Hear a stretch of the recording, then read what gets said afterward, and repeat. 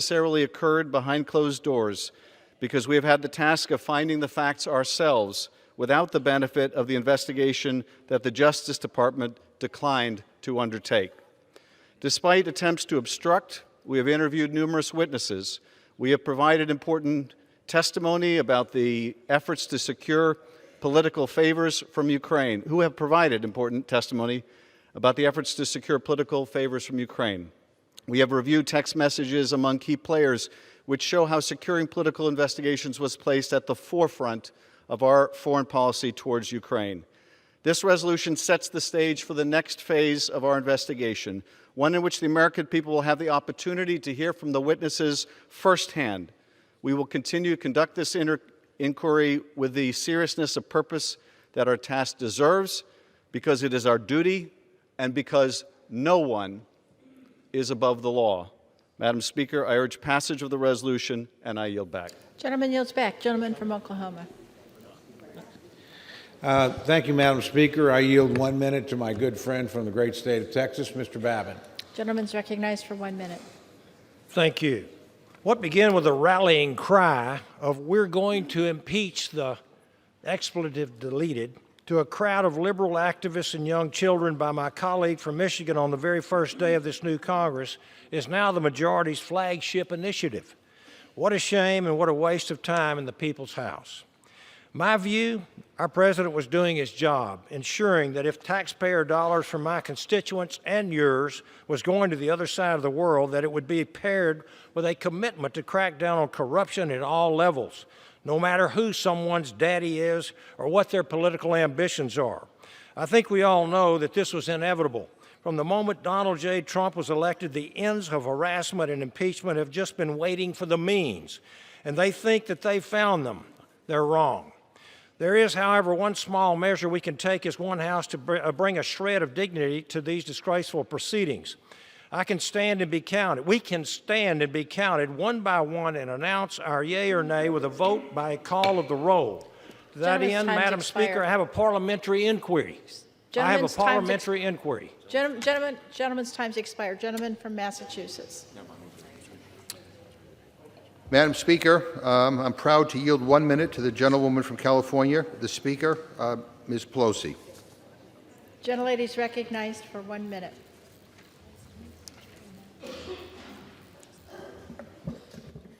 I thank the gentleman for yielding, and Madam Speaker, thank you for the recognition.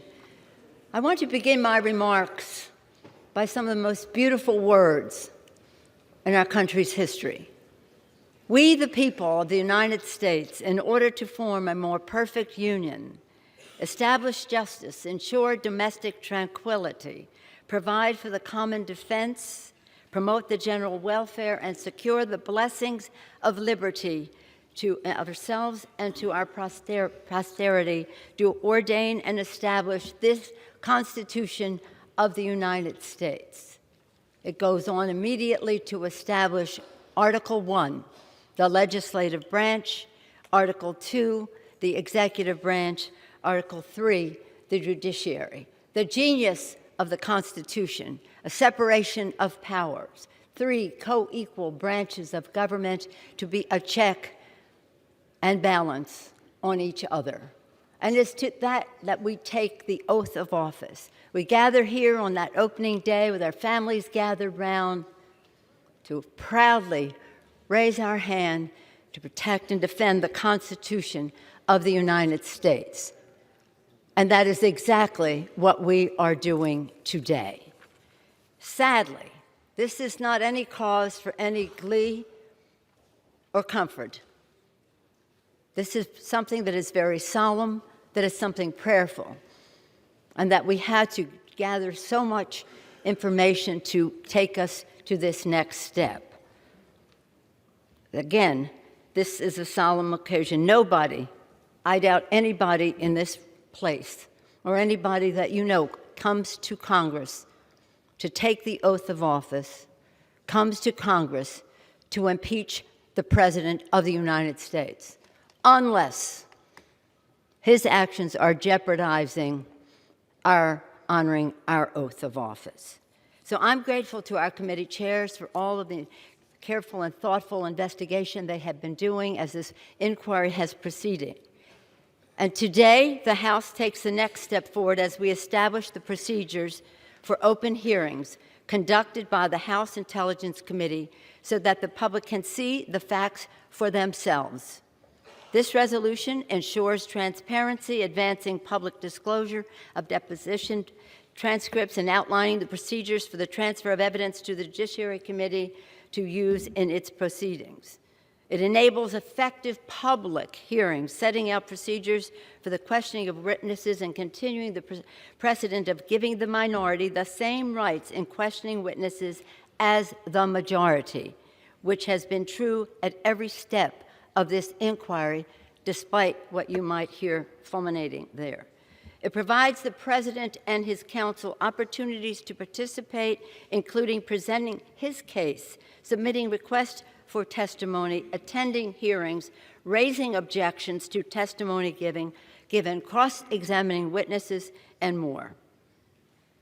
And contrary to what you may have heard today, we give more opportunity to his case than was given to other presidents before. And thank you, Mr. Chairman, for making that point so clearly.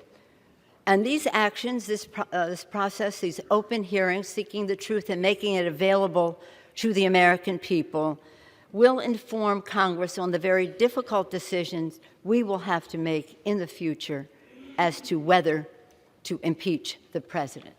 That decision has not been made. That's what the inquiry will investigate, and then we can make the decision based on the truth. I don't know why the Republicans are afraid of the truth. Every member should support allowing the American people to hear the facts for themselves. That is really what this vote is about. It's about the truth. And what is at stake? What is at stake in all of this is nothing less than our democracy. I proudly stand next to the flag, and I thank the gentleman from New York for providing it for us. This flag, so many have fought and died for this flag, which stands for our democracy. When Benjamin Franklin came out of Independence Hall, you've heard this over and over, on September 17th, 1787, the day our Constitution was adopted, he came out of Independence Hall and people said to him, Dr. Franklin, what do we have, a monarchy or a republic? And he said, as you know, he said, a republic, if we can keep it. If we can keep it. And this Constitution is the blueprint for our republic and not a monarchy. But when we have a president who says, Article 2 says I can do whatever I want, that is in defiance of the separation of powers. That's not what our Constitution says. So what is at stake is our democracy. What are we fighting for? Defending our democracy for the people. You know that in the early days of our revolution, Thomas Paine said, the times have found us. The times found our founders to declare independence from a monarchy, to fight a war of independence, win, to write our founding documents, and thank God they made them amendable so that we can always be expanding freedom. And the genius, again, the genius of that Constitution was the separation of powers. Any usurping of that power is a violation of our oath of office. So proudly, we all raised our hand to protect and defend and support the Constitution of the United States. That's what this vote is about today. And we think the times found our founders, the times have found others in the course of our history to protect our democracy, to keep our country united. The times have found each and every one of us in this room and in our country to pay attention to how we protect and defend the Constitution of the United States, honoring the vision of our founders who declared independence from a monarch and established a country contrary to that principle. honoring the men and women in uniform who fight for our flag and for our freedom and for our democracy, and honoring the aspirations of our children so that no president, whoever he or she may be in the future, could decide that Article 2 says they can do whatever they want. Again, let us honor our oath of office. Let us defend our democracy. Let us have a good vote today and have clarity as to how we proceed, why we proceed, and again, doing so in a way that honors the Constitution. We must honor the Constitution in how we do this. We must respect the institution we serve. And we must heed the further words of our founders, e pluribus unum, from any one. They didn't know how many be or how different we would be, but they knew that we needed to always be unifying. So hopefully as we go forward with this, with a clarity of purpose, a clarity of procedure, a clarity of fact, a clarity of truth. It's about the truth, it's about the Constitution. We will do so in a way that brings people together, that is healing rather than dividing, and that is how we will honor our oath of office. I urge an aye vote and yield back the balance of my time. Gentlelady yields back.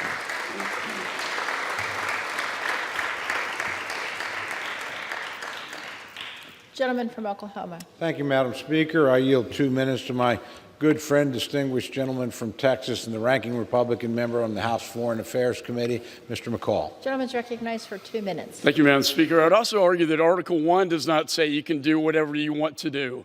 And the Constitution says that, and our founding fathers said that as well.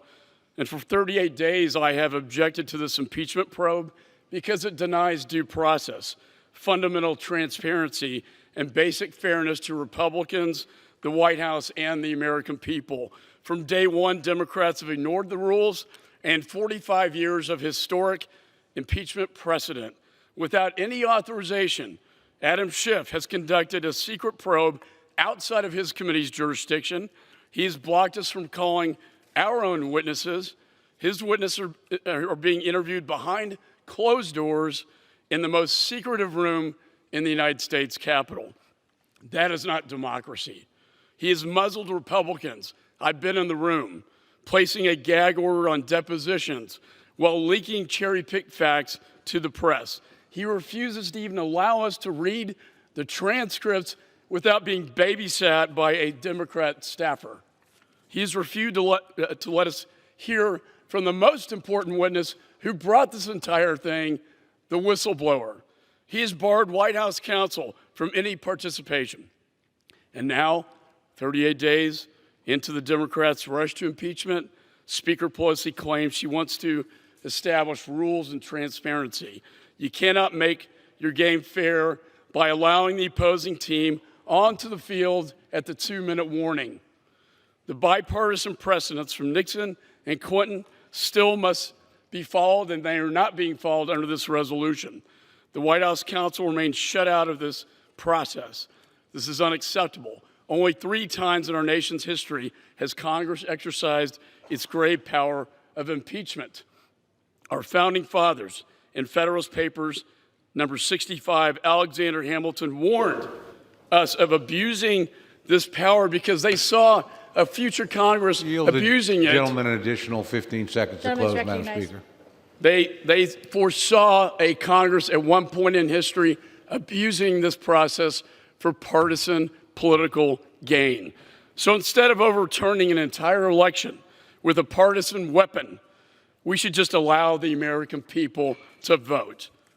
Gentleman's time's expired. with that, I yield Gentleman from back. Massachusetts. Madam Speaker, I am proud to yield 1 minute to the gentlewoman from California, a distinguished member of the Rules Committee, Ms. Torres. Gentlelady is recognized for 1 minute.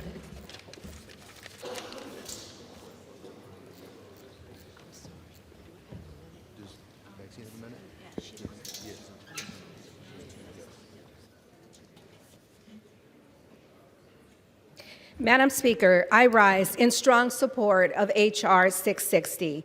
Impeachment is not something that we take lightly. But when the president endangers our national security, he gives us no other choice. We now know from Trump's own call record that he pressured a foreign government to interfere in our elections and investigate his political opponent. We now know that Trump's potentially sought to apply leverage on Ukraine. First, with a coveted White House meeting. Second, by withholding security assistance to fend off Russian aggression. Today's resolution allows us to present these facts in a clear, professional, and fair way.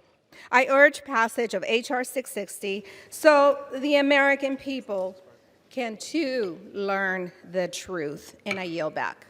Gentleman from Oklahoma. Thank you very much, Madam Speaker. I yield 30 seconds to my good friend, distinguished gentleman from Arizona, Mr. Biggs. Gentleman is recognized for 30 seconds. Thank you. I've heard today how much my colleagues on the other side wish to make this an open, transparent process, and this is for we the people. And I would really like to believe that. And yet, after they introduce the resolution, they have another week's full of hearings behind closed doors, and they schedule another week's full of hearings behind closed doors. If this is about transparency, then open it up. If you want the American people to see it, open it up. Give members access to the transcripts. Let the media into the room. Let us participate. Failing to do so denies transparency, gives the lie to what you're saying. Mr. Speaker, I'm proud to yield 1 minute to the gentleman from California, a distinguished member of the Rules Committee, Mr. DeSaulnier. Gentleman is recognized for 1 minute. Thank you, Madam Speaker. I rise in strong support of this resolution. From the very start of this inquiry, the White House has obstructed the House of Representatives. The White House has completely ignored duly authorized subpoenas and has tried to prevent witnesses from testifying. The White House has also directed other agencies to do the same. The Department of State, Department of Energy, Department of Defense, the Office of Management and Budget, all have refused to produce a single document in response to valid subpoenas. This is an unprecedented cover-up, and the White House and its defenders in Congress have tried to justify it with baseless procedural claims that contradict the Constitution and historical precedent. History will judge us all. After today, there are no more excuses for those who want to focus on process instead of substance. After today, there are no more excuses for those who want to ignore the facts and instead defending the Constitution. And there are no more excuses for those who turn a blind eye while the President pressures foreign actors to interfere with our democracy. I yield back the balance of my time. Madam Speaker, I have a speaker on the way, so I'm going to reserve for the moment, if I may. Reserves. Gentleman from Massachusetts. Madam Speaker, I yield 1 minute to the gentleman from New York, another distinguished member of the Rules Committee, Mr. Morelle. Gentleman is recognized for 1 minute. Madam Speaker, I rise today in strong support of House Resolution 660. I am deeply troubled that this process has become necessary at all.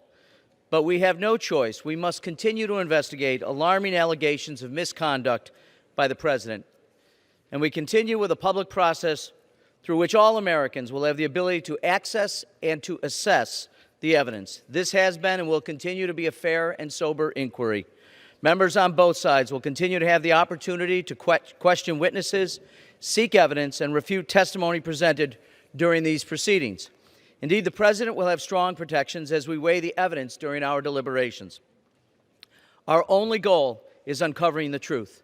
Did the President pressure Ukrainian leaders with the threat of withholding critical military assistance in order to serve his political interests? Has the President endangered American interests abroad by engaging in domestic political intrigue? These are serious issues, not of politics, but of national security. This inquiry is our solemn obligation, but it is our obligation nonetheless. I urge my colleagues to join me in supporting this resolution so we uphold our oath to the Constitution and preserve a transparent process on behalf of our Gentleman from Republic Oklahoma. and the Thank you citizens. very much, Madam Speaker. I yield 3 minutes to the distinguished whip of the House Republican Conference, my good friend from Louisiana, Mr. Scalise. Gentleman is recognized for 3 minutes. Thank you, Madam Speaker, and I thank my colleague, Mr. Cole, for yielding. Madam Speaker, I rise in strong opposition to this resolution. Unfortunately, we've seen since the day that President Trump was inaugurated, there have been some people that made it public that they wanted to impeach him. Not because there are high crimes and misdemeanors, which is the constitutional standard, but just because they don't agree with the results of the 2016 election. That, Madam Speaker, is not why you impeach a president. There is precedent. This has only happened 3 times in the history of our country. Every time it not only started with a full vote of the House, but it also started with actual fairness. We're not getting that fairness today. When you look through this resolution, in multiple places, it gives veto authority by the chair to literally reject any witness that's brought forward by the minority. So no rights for the minority unless the chair so designates. In fact, in this resolution, it allows the chair to veto even the ability for the president to have legal counsel in the room. If the chair chooses at his whim, they can literally kick out the president's legal counsel. This is unprecedented. It's not only unprecedented, this is Soviet-style rules. Maybe in the Soviet Union, you do things like this, where only you make the rules, where you reject the ability for the person you're accusing to even be in the room, to question what's going on, for anybody else to call witnesses, when only one person has the right to call witnesses. And as we saw just the other day, the chairman was literally directing the witness to not answer certain questions by the Republicans. What kind of fairness is that? Maybe you think it's fairness if you can run roughshod over somebody because you've got the votes, but that's not how impeachment was supposed to go. In fact, Alexander Hamilton himself, during the debate on the Constitution in the Federalist Papers, Alexander Hamilton warned of days like this, and I quote, "The greatest danger is that the decision on impeachment will be regulated more by the comparative strength of parties than by the real demonstrations of innocence or guilt." Alexander Hamilton warned about days like today. This is not what we should be doing. Clearly, when you ask the American people who know that they're paying higher drug prices, and they see that there's legislation, bipartisan legislation to lower drug prices, that won't come to this floor because of the infatuation with impeachment. We don't even have a bill to formally pay our troops and make sure they have the tools they need to defend this country because there's such an infatuation with impeachment. Madam Speaker, when you look through this resolution and you see how one-sided, how Soviet-style this is running, this is the United States of America. Don't run a sham process, a tainted process like this resolution ensures. It ought to be rejected, and I think you'll see bipartisan rejection of this resolution, and I yield back the balance of my time.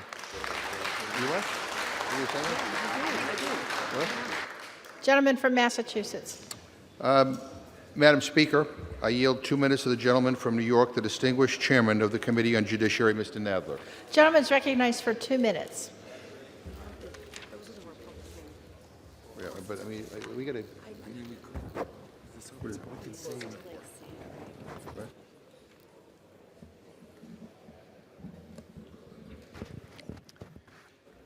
Thank you, Madam Speaker.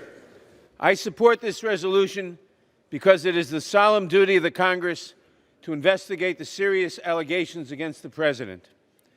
I support this resolution because it is indefensible for any official to demand that an ally, one depending on our support in an existential struggle with Russia, investigate his or her political adversaries. I support this resolution because no person, Republican or Democrat, should be permitted to jeopardize America's security and reputation for self-serving political purposes. I support this resolution because if after a fair and thorough inquiry, the allegations against President Trump are found to be true, they would represent a profound offense against the Constitution and the people of this country. I support this resolution because I believe it is the duty of this House to vindicate the Constitution and to make it crystal clear to future presidents that such conduct, if proven, is an affront to the great public trust placed in him or her. I support this resolution not because I want the allegations to be true, they sadden me deeply, but because if they are true, the Constitution demands that we take action. I support this resolution because it lays the groundwork for open hearings. The House and the American public must see all of the evidence for themselves. I support this resolution because I know we must overcome this difficult moment for the nation. This resolution is necessary to ensure that our constitutional order remains intact for future generations. I support this resolution because we have no choice. I yield back. Gentleman yields back. Gentleman from Oklahoma. Thank you, Madam Speaker. I am going to reserve my time as we're waiting for a speaker or two to come. Gentleman reserves. Gentleman from Massachusetts. Madam Speaker, I am proud to yield 2 minutes to the gentleman from New York, the distinguished chairman of the Committee on Foreign Affairs, Mr. Engel. Gentleman's recognized for 2 minutes.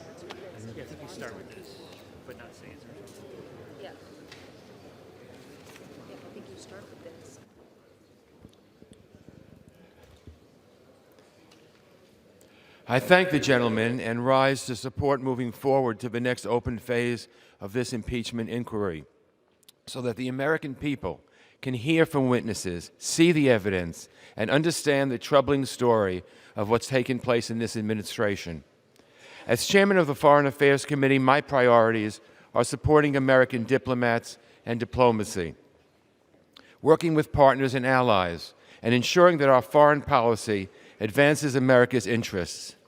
This administration has unfortunately undermined all those priorities since its first day. But in the last month, we've learned more and more about just how deep this goes. The facts are clear. The White House launched a shadow foreign policy that circumvented and undermined our normal diplomatic channels. A distinguished career ambassador was publicly smeared and pushed aside.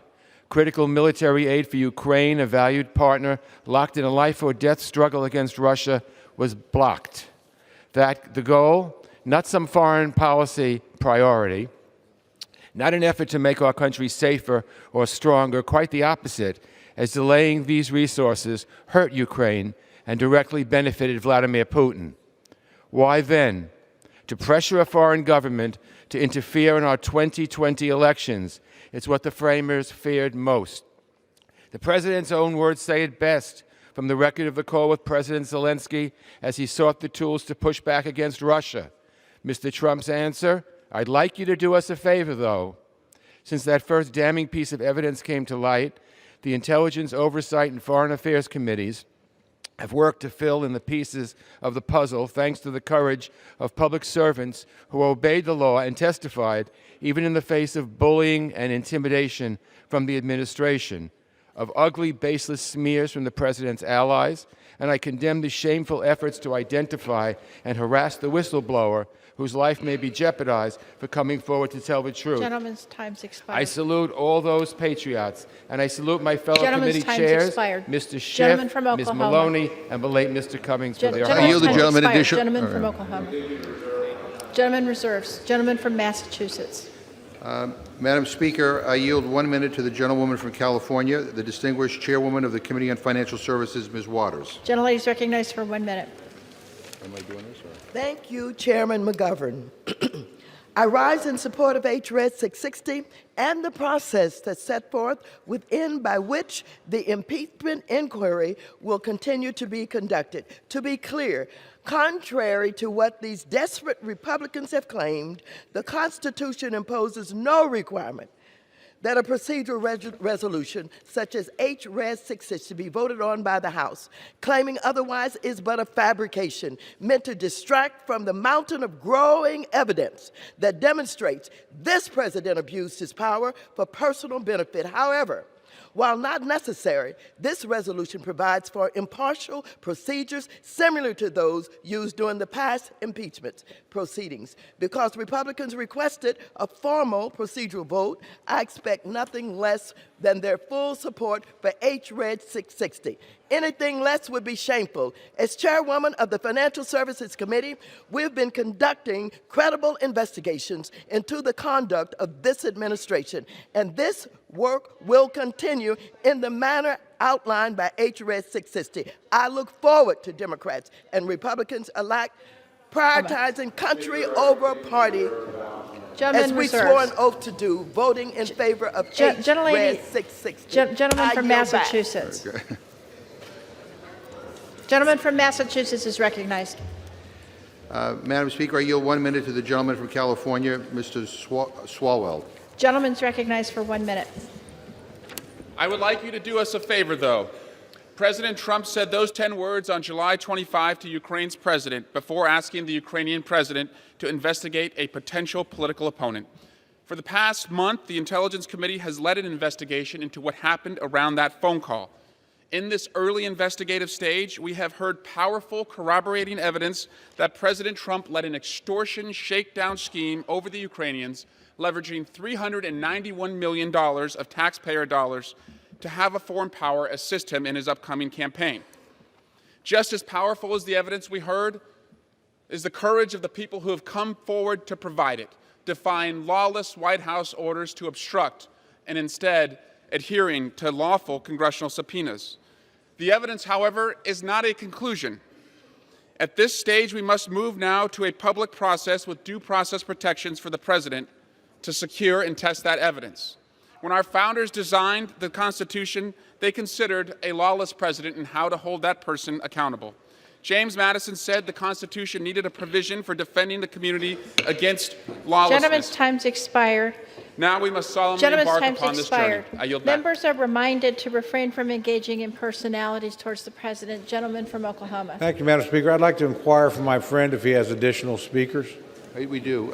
I yield 30 seconds to the gentleman from Wait, Colorado. the gentleman will In that case, Madam Speaker, I'll reserve my time. Thank you. Gentleman reserves. Gentleman from Massachusetts. Happy to yield 30 seconds to the gentleman from Colorado, Mr. Neguse. Gentleman's recognized for 30 seconds.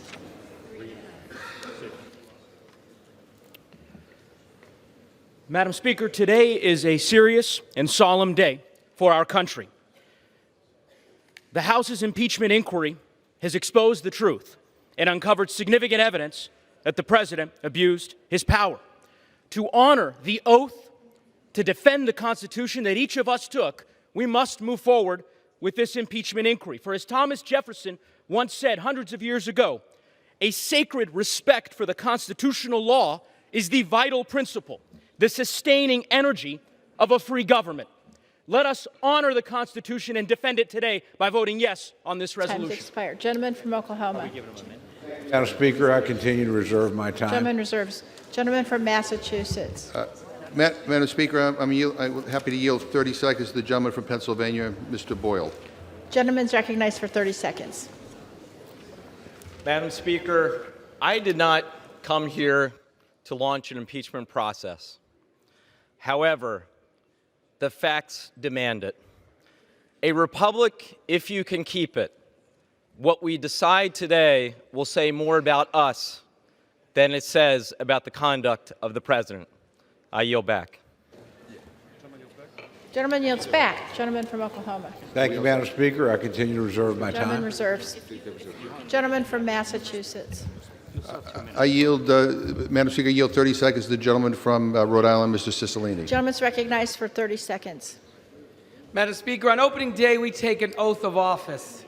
We take an oath not to a king, not to a president, but to protect and defend the Constitution. It is our solemn duty. And in fact, this resolution sets forth the procedures for the next phase of our impeachment inquiry. We know substantial evidence has been presented that the President abused his power, undermined our national security, and undermined the integrity of our elections. We are duty-bound to proceed.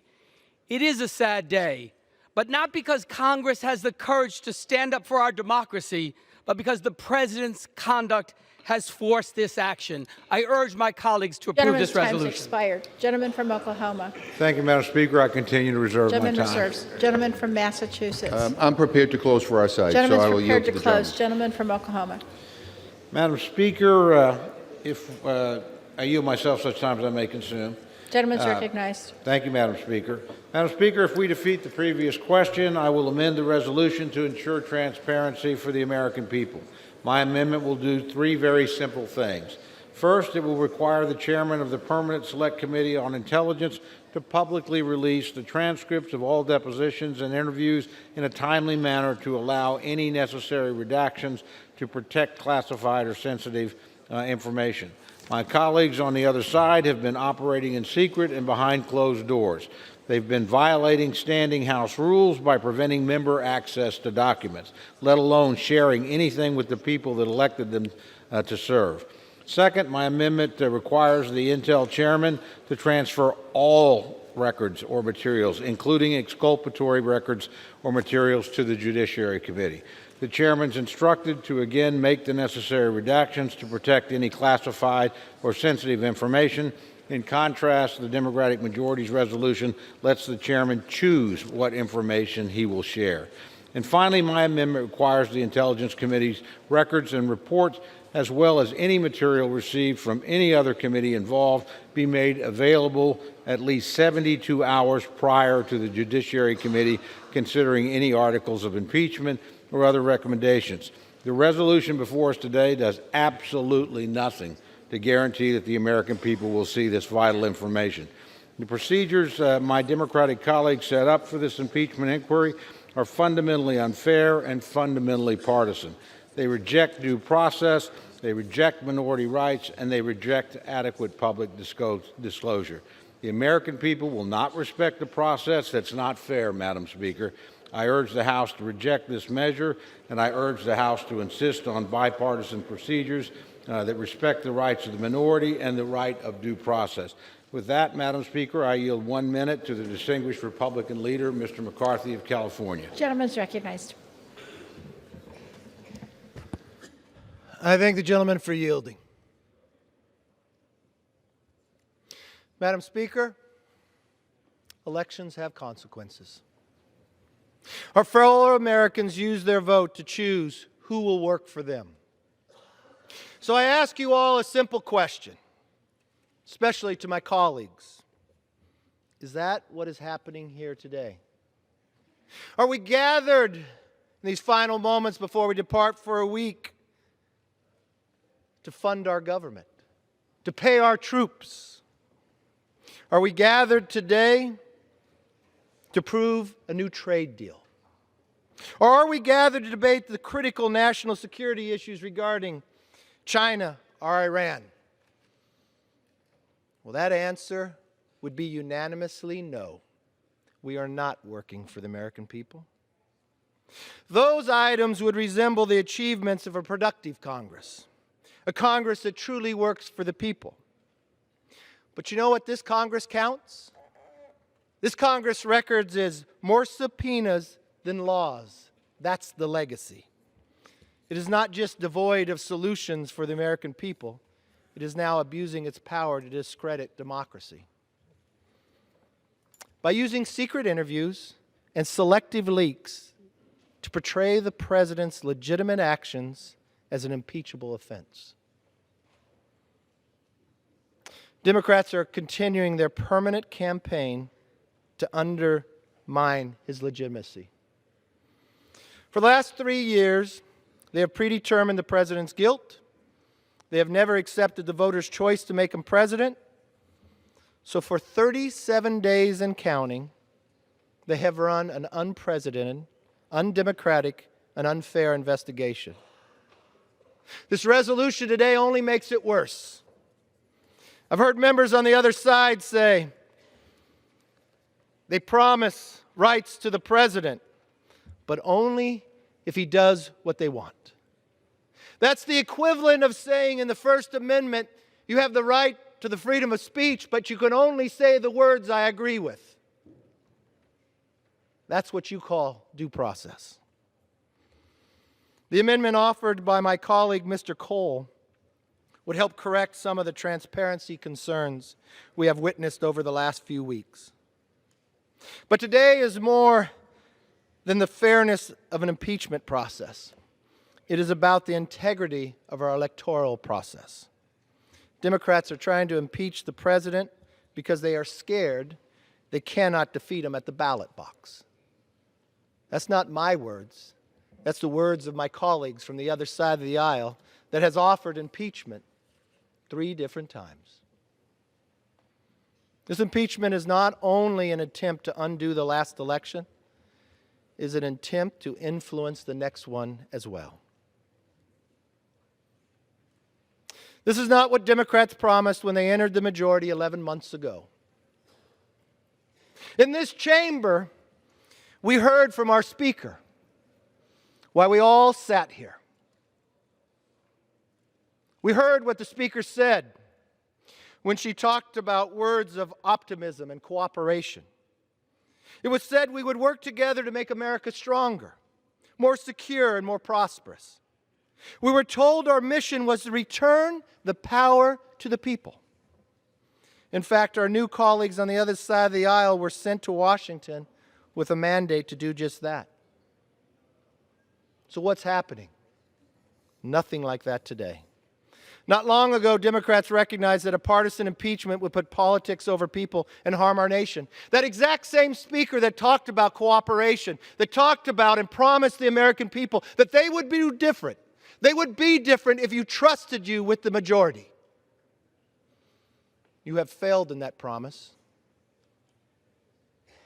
That Speaker said impeachment is so divisive to the country that unless there's something so compelling and overwhelming and bipartisan, the word of bipartisan, I do not think we should go down that path because it divides the country. What has changed since those words have been spoken? Alexander Hamilton wrote, "There will always be the greatest danger that the decision to use the impeachment power would be driven by partisan animosity instead of real demonstrations of innocence or guilt. This sham impeachment by Democrats have proven Hamilton right and portrays the Speaker's own words." I know emotions are high. I know members would even run for positions of chair simply on the fact that they would be a better chair for impeachment right after the election.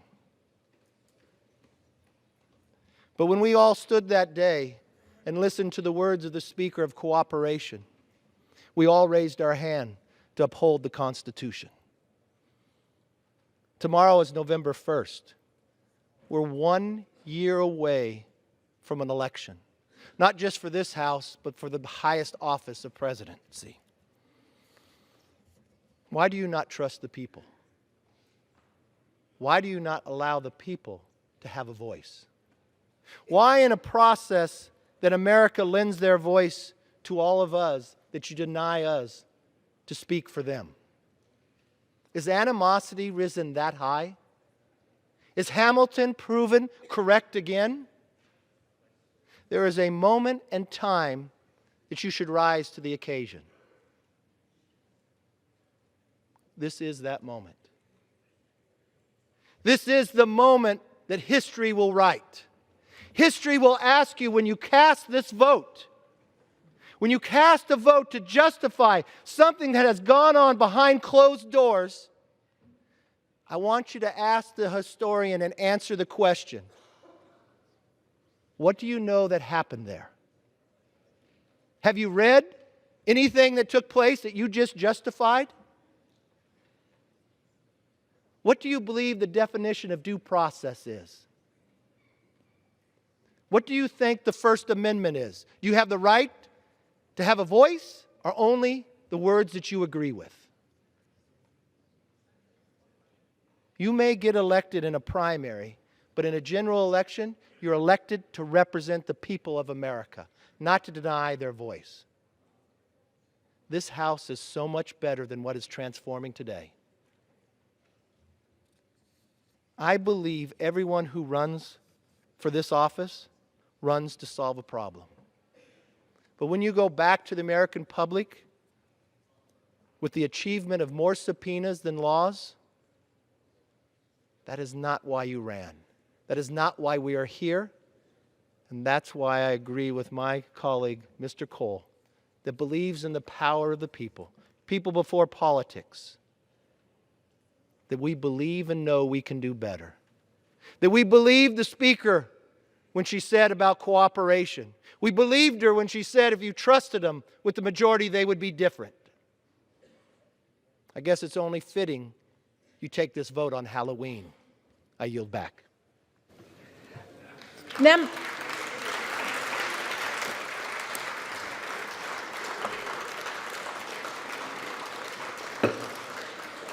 Members are directed to address their remarks to the chair. The gentleman from Oklahoma has 1 minute remaining. With that, Madam Speaker, I will yield back the balance Gentleman of my time. yields back. Gentleman from Massachusetts. I yield myself the balance of the time. Gentleman's recognized. Madam Speaker, let me assure the distinguished minority leader that this Democratic majority can legislate and also fulfill our constitutional responsibilities to hold this president to account, because it is our job. We took an oath to do that. And in terms of our legislative accomplishments, they're second to none. When you were in the majority, you shut the government down. Today, the Education and Labor Committee just reported out the higher ed bill. We passed a bill to deal with gun violence. We passed the DREAM Act. We raised the minimum wage. We're working on a bill to lower prescription drugs. We passed a bill to protect our elections so Russia doesn't interfere in our elections ever again. So, Madam Speaker, I want to say to my colleagues that I am proud of the process we are following here today that brought us this resolution. You know, Madam Speaker, past Congresses under the impeachments of President Nixon and Clinton found it prudent to have a resolution in place laying out the path forward. And that is what we are doing here today. This resolution before us today is based on precedent. It includes protections for President Trump. The President's counsel is given the right to ask questions when the evidence is presented. The rules here expressly provide his counsel the chance to be invited to offer a concluding presentation. Neither of these things were guaranteed to President Nixon and President Clinton. And it lays out a clear path forward so that the American people know what to expect going forward. Madam Speaker, the obstruction from this White House is unprecedented. It is stunning. We don't know whether President Trump will be impeached, but the allegations are as serious as it gets, endangering national security for political gain. Madam Speaker, history is testing us, and I worry, based on what we have heard from the other side today, that some may be failing that test. There are no kings and queens in America. That is what separates this country from so many other nations. No one is above the law. Let me repeat that. No one is above the law. I urge my colleagues to support this resolution. I yield back my time, and I move the previous question on the resolution. The question now occurs on ordering the previous question on the resolution. All in favor say aye. Opposed, no.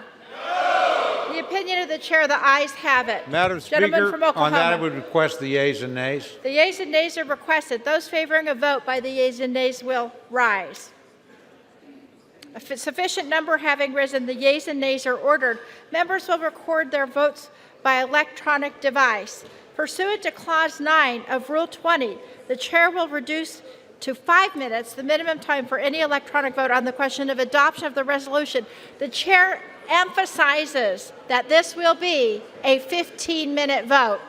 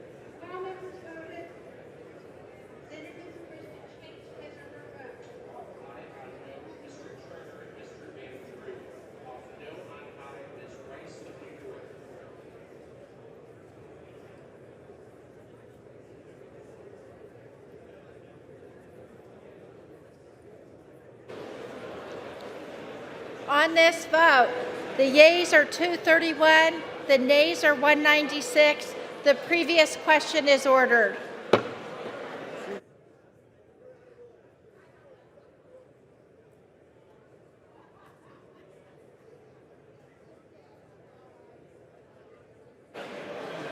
Okay, what do we do?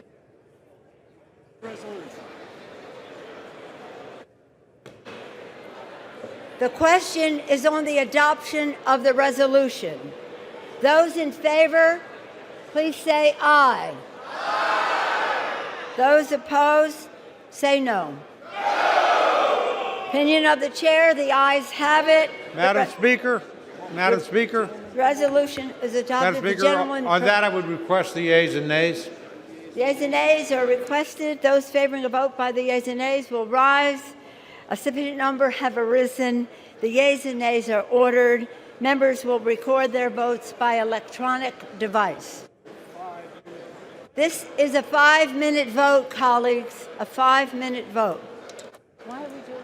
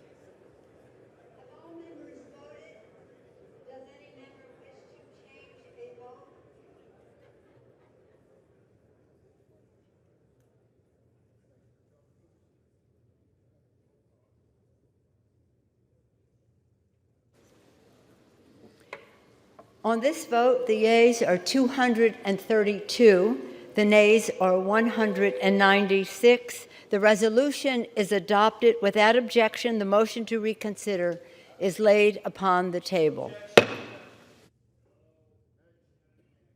Where? Does the gentleman from Missouri seek recognition?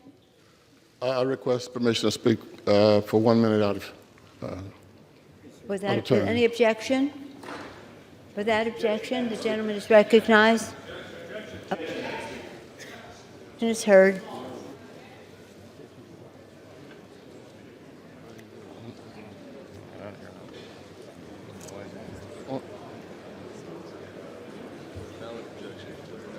I don't want to say it.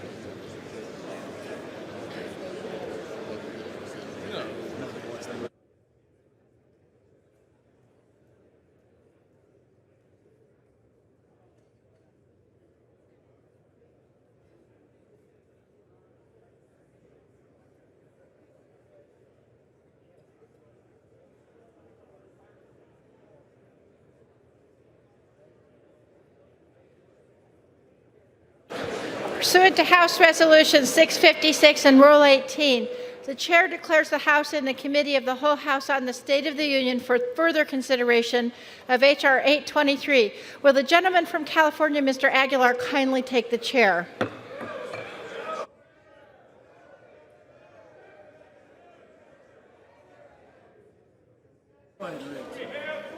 The House is in the Committee of the Whole House on the State of the Union for further consideration of Bill H.R. 823, which the clerk will report by title. A bill to provide for the designation of certain wilderness areas, recreation management areas, and conservation areas in the state of Colorado and for other purposes. Rose, Wednesday, October 30th, a request for a recorded vote on Amendment Number 6, printed in Part B of House Report 116-264, offered by the gentleman from Colorado.